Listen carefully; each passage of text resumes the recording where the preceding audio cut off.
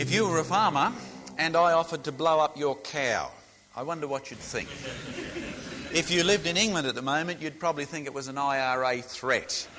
But if you lived in Sudan and Africa, you'd be most grateful because I'd be offering to improve the milk flow of your cow. Now, I'm not exactly going to tell you where you would place your lips to blow up a cow because you'd wonder where I got such a rude bit of information from. But what it does prove is that the different races have got a common cultural origin. Why? Because the people from South India also know the same trick. And in fact, you can find that little trick painted on the murals, the ancient murals in the Middle East. Because the people from India, the people from Africa, and the people in the ancient Mesopotamian regions all had a common cultural origin somewhere in the Middle East. It shows in this thing as well. You know what that is, don't you? That's a boomerang. Now, I guess you didn't know that the word boomerang comes from the Turrawal tribe in New South Wales. That's where it comes from. This boomerang, by the way, is a returning boomerang, which means that if I threw it, what should it do? It should come back. Of course, if I did in here, it would probably embed itself in the head of the cameraman up the back there, so it wouldn't come back. We haven't got enough room in here. But they didn't usually tell you at school that the Indians in South India used boomerangs. And so did the Indians in California, and so did the Indians in Arizona, and so did the Egyptians in the Middle East. Because the evidence that the races have got a common cultural background happens to be indisputable. But whereabouts in the Middle East is that background from?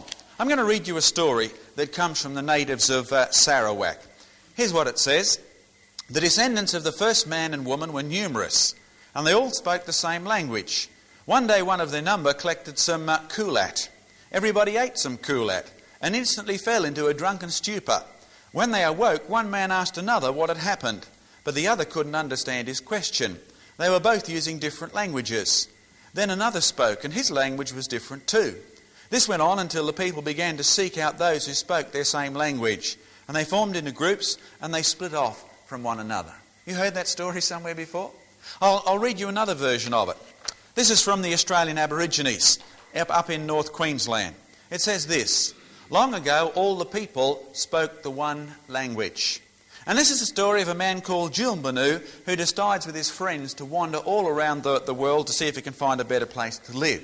And to cut a long story short, he ends up coming back home. But when he gets back home, he finds that nobody wants to talk to him because they can't understand him. Or better still, he can't understand them. It seems that while he's been away, they've drunk some strange water and something's gone wrong with their head. Well, at least this is his explanation. And Julbanu is so distressed by this that he pleads with the Great Spirit to turn him into a rock. He doesn't want to stay there anymore. And so the Great Spirit turns him into a rock to remind all the people of one thing, that once all people spoke the same language. You heard that story before. I'm going to read you another version of that story. You find it in the book of Genesis in chapter 11. It says this: now the whole world had one language and a common speech. And as men moved eastward, they found a plain in Shinar, and they settled there. And they said to each other, come, let's make bricks and bake them thoroughly. And they used brick instead of stone. You know what you make brick out of, don't you? Clay. And so they used brick instead of stone, and tar for mortar. And then they said, come, let us build ourselves a city with a tower that reaches to the heavens, so that we may make a name for ourselves and not be scattered over the face of the whole earth. But the Lord came down to see the city and the tower that the men were building. And the Lord said, if as one people speaking the same language they have begun to do this, then nothing they plan to do will be impossible for them. Come, let us go down and confuse their language, so they will not understand each other. So the Lord scattered them from there over all the earth, and they stopped building the city. This is why it was called Babel, because the Lord confused their language and scattered them from there over all the earth. So where exactly is man's common origin? As you wander all around the world collecting the evidence, it points back exactly to one place in the Middle East, a place called the Tower of Babel. And my first theme for tonight is that I want to have a look not only at the biblical record, but the evidence that it's not just fiction, it's not just myth, but it's actual historic reality. So let me ask you a question which may give you some helpful background to the Tower of Babel. Whose grandchildren built the Tower of Babel?